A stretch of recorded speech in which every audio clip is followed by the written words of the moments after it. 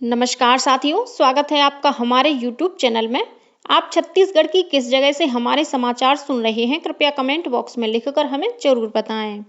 रायपुर से प्रस्तुत हैं छत्तीसगढ़ के प्रादेशिक समाचार। समाचारों के साथ में रजनी शुक्ला। पहले मुख्य समाचार। वित्त मंत्री ओपी चौधरी ने कहा है कि छत्तीसगढ़ की जीडीपी को आगामी 5 वर्षों में दोगुना किया जाना राज्य सरकार का प्रमुख लक्ष्य है। राज्य सरकार द्वारा समर्थन मूल्य पर धान की खरीदी आज शनिवार और कल रविवार को अवकाश के दिनों में भी की जाएगी। दंतेवाड़ा जिले में माओवादियों द्वारा लगाए गए आईईडी की चपेट में आने से एक जवान घायल। नारायणपुर में माओवादियों ने 3 वाहनों में लगाई आग। और राजधानी रायपुर में कल से शुरू हुई राष्ट्रीय ताइक्वांडो प्रतियोगिता। खेल मंत्री टंकराम वर्मा ने किया शुभारंभ। अब समाचार विस्तार से। वित्त मंत्री ओपी चौधरी ने कहा है कि छत्तीसगढ़ की जीडीपी को आगामी 5 वर्षों में दोगुना किया जाना राज्य सरकार का प्रमुख लक्ष्य है। श्री चौधरी ने यह बात नया रायपुर में स्टार्टअप कंपनियों के लिए इलेक्ट्रॉनिक्स और आईटी विभाग द्वारा आयोजित नीति से प्रगति परिचर्चा के दौरान कही।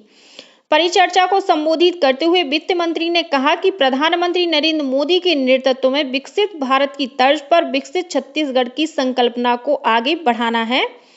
उन्होंने कहा कि आज का युग नवाचार और ज्ञान का है, इसलिए किसी के पास बेहतर आइडिया है तो उसे आगे बढ़ने से कोई रोक नहीं सकता।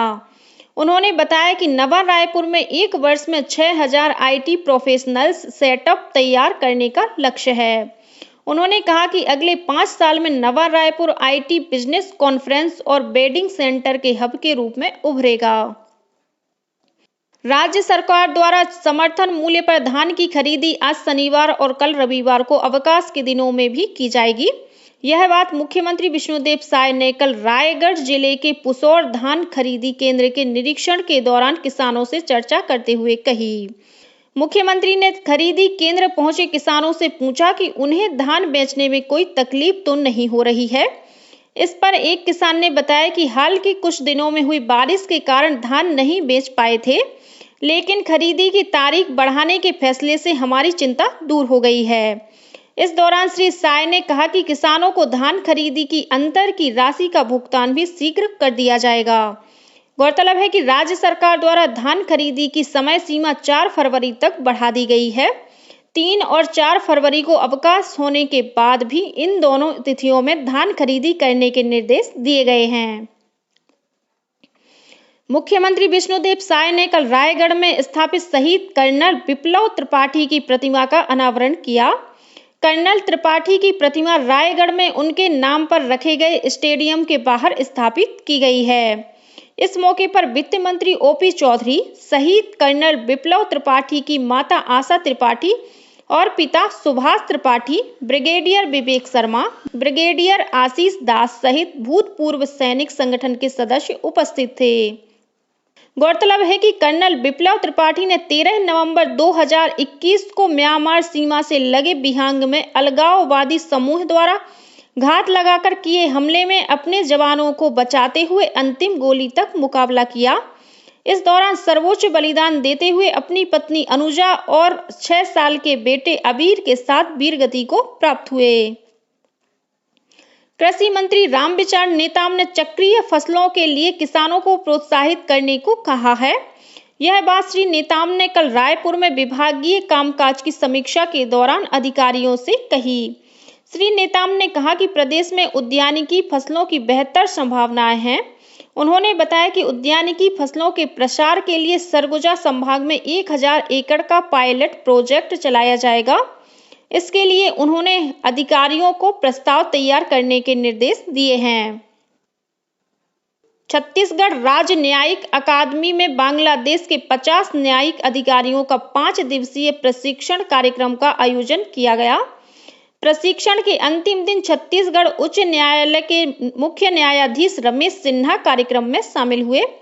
कार्यक्रम को संबोधित करते हुए उन्होंने कहा कि न्यायपालिका का मुख्य कार्य निष्पक्ष और शीघ्र न्याय प्रदान करना है। उन्होंने इस बात पर जोर दिया कि न्यायाधीशों को कार्य कुशलता बढ़ाने के लिए न केवल अच्छा प्रबंधक होना आवश्यक है, बल्कि तकनीकी रूप से निपुण होना भी जरूरी है। उन्होंने छत्तीसगढ़ उच्च न्यायालय के कार्य और न्यायालय की कार्यवाही की लाइव स्ट्रीमिंग प्रक्रिया से भी बांग्लादेश के न्यायिक अधिकारियों को अवगत कराया। दंतेवाड़ा जिले में माओवादियों द्वारा लगाए गए आईईडी की चपेट में आने से एक जवान घायल हो गया है। मिली जानकारी के अनुसार मालेबाही थाना क्षेत्र में सड़क सुरक्षा के लिए केंद्रीय रिजर्व पुलिस बल सीआरपीएफ और पुलिस का संयुक्त दल रवाना हुआ था। इसी दौरान घोटिया मोड़ के पास आईईडी विस्फोट होने से सीआरपीएफ का सहायक उप निरीक्षक घायल हो गया। घायल जवान को अस्पताल में भर्ती कराया गया है। उधर नारायणपुर जिले में माओवादियों ने 3 वाहनों में आग लगा दी है। मिली जानकारी के अनुसार जिले के कुरूसनार थाना क्षेत्र के ग्राम जीवला पदर में बीती रात करीब 50 हथियारबंद माओवादी पहुंचे और यहां पुल निर्माण कार्य में लगे टैंकर, मिक्सर मशीन और ट्रैक्टर में आग लगा दी।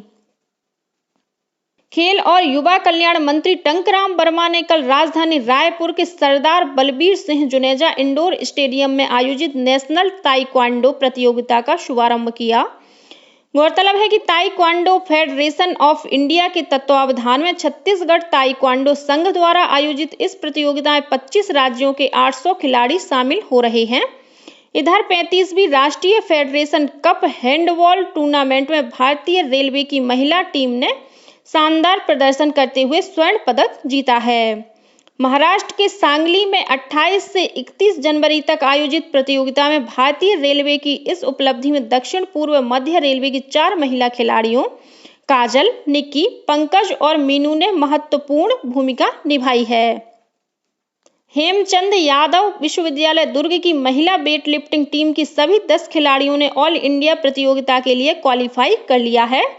खेल संचालक डॉक्टर दिनेश नामदेव ने बताया कि 27 से 31 जनवरी को चंडीगढ़ विश्वविद्यालय में आयोजित उत्तर पूर्वी क्षेत्र अंतर विश्वविद्यालय वेट लिफ्टिंग प्रतियोगिता में उत्कृष्ट प्रदर्शन करते हुए हेमचंद्र यादव विश्वविद्यालय दुर्ग की सभी 10 खिलाड़ियों ने ऑल इंडिया प्रतियोगिता के लिए क्वालिफाई कर लिया है। ये सभी खिलाड़ी 7 से 9 फरवरी तक हिमाचल प्रदेश विश्वविद्यालय में आयोजित ऑल इंडिया इंटर विश्व कप प्रतियोगिता में भाग लेंगे। छत्तीसगढ़ व्यावसायिक परीक्षा मंडल व्यापम द्वारा ग्रामीण कृषि विस्तार अधिकारी भर्ती परीक्षा का आयोजन 4 फरवरी को किया जाएगा। इसके लिए प्रवेश पत्र जारी कर दिए गए हैं। अभ्यर्थी अपना प्रवेश पत्र व्यापम की वेबसाइट से डाउनलोड कर सकते हैं। रायपुर प्रेस क्लब में अध्यक्ष सहित पदाधिकारियों के निर्वाचन के लिए 17 फरवरी को मतदान होगा। कलेक्टर और जिला निर्वाचन अधिकारी ने इस संबंध में निर्वाचन कार्यक्रम की अधिसूचना जारी कर दी है। इसके अनुसार 2 से 7 फरवरी तक नाम निर्देशन पत्र भरे जाएंगे। वहीं 8 फरवरी को नाम निर्देशन पत्रों की समीक्षा की जाएगी। 9 फरवरी को दोपहर 3 बजे तक नाम वापस लिए जा सकेंगे। उसके बाद इसी दिन प्रत्याशियों की सूची का अंतिम प्रकाशन किया जाएगा। 17 फरवरी को सुबह 8 बजे से शाम 4 बजे तक वोट डाले जाएंगे, जिसके बाद मतों की गणना की जाएगी। छत्तीसगढ़ मदरसा बोर्ड रायपुर द्वारा आयोजित हाई स्कूल हायर सेकेंडरी पत्राचार पाठ्यक्रम परीक्षा 2024 में सम्मिलित होने वाले परीक्षार्थियों हेतु 10 दिवसीय छात्र संपर्क कार्यक्रम का आयोजन 6 फरवरी से 16 फरवरी 2024 तक किया जा रहा है। रायपुर जिले के परीक्षार्थियों के लिए Urdu girls higher secondary school Shastri Bazar Raipur को छात्र संपर्क केंद्र बनाया गया है। यहां कक्षाएं 6 फरवरी को 11 बजे से प्रारंभ होंगी। 10 दिवसीय छात्र संपर्क कार्यक्रम के अंतर्गत आयोजित होने वाली कक्षाओं में विषयवार शिक्षक शिक्षिकाओं द्वारा अध्यापन कराया जाएगा। भारतीय सैन्य बलों में वायुसेना भर्ती हेतु पंजीयन की अंतिम तिथि 6 फरवरी 2024 तक है। रजिस्ट्रेशन हेतु आवश्यक दस्तावेज 10वीं 12वीं की अंक सूची, पासपोर्ट साइज 1 फोटो तथा आधार कार्ड लेकर ऑनलाइन लोक सेवा केंद्र के माध्यम से पंजीकरण कराया जा सकता है। ऑनलाइन रजिस्ट्रेशन हेतु इच्छुक आवेदक अपने नजदीकी लोक सेवा केंद्र के माध्यम से भी आवेदन कर सकते हैं। आकाशवाणी का समाचार सेवा प्रभाग रायपुर सहित अपनी विभिन्न क्षेत्रीय समाचार इकाइयों में पूर्णकालिक अनुबंध के आधार पर संपादकीय कार्यकारी और समाचार वाचक सह अनुवादक के रूप में नियुक्त होने के लिए अनुभवी उम्मीदवारों से आवेदन आमंत्रित करता है। विवरण news.on.air.gov.in/vacancies पर उपलब्ध हैं। आवेदन जमा करने की अंतिम तिथि 8 फरवरी है। अनुबंध की अवधि 2 वर्ष होगी। आवेदक की आयु आवेदन जमा करने की अंतिम तिथि तक 58 वर्ष से अधिक नहीं होनी चाहिए। आवेदक के पास पत्रकारिता में स्नातकोत्तर उपाधि अथवा स्नातकोत्तर डिप्लोमा के साथ ही किसी समाचार संगठन में 3 वर्ष कार्य करने का अनुभव होना अनिवार्य है। और अब पेश है मौसम का हाल। प्रदेश के कुछ स्थानों पर आगामी 5 और 6 फरवरी को वर्षा हो सकती है। वहीं उत्तर से आने वाली हवाओं के कारण आज मौसम शुष्क रहने की संभावना है, जबकि न्यूनतम और अधिकतम तापमान में कोई विशेष परिवर्तन होने की संभावना नहीं है। और अब कुछ अन्य खबरें संक्षेप में। मुख्यमंत्री विष्णुदेव साय ने कोरिया जिले में नवीन पुलिस सहायता केंद्र पौड़ी बचरा का शुभारंभ किया। प्रदेश कांग्रेस प्रभारी सचिन पायलट कल शाम रायगढ़ पहुंचे। वे यहां कांग्रेस के वरिष्ठ नेता राहुल गांधी की न्याय यात्रा की तैयारियों का जायजा लेंगे। राज्य शासन ने सेवानिवृत्त आईपीएस राजेश कुमार मिश्रा को ओएसडी बनाते हुए उन्हें डीजी जेल का प्रभार सौंपा है।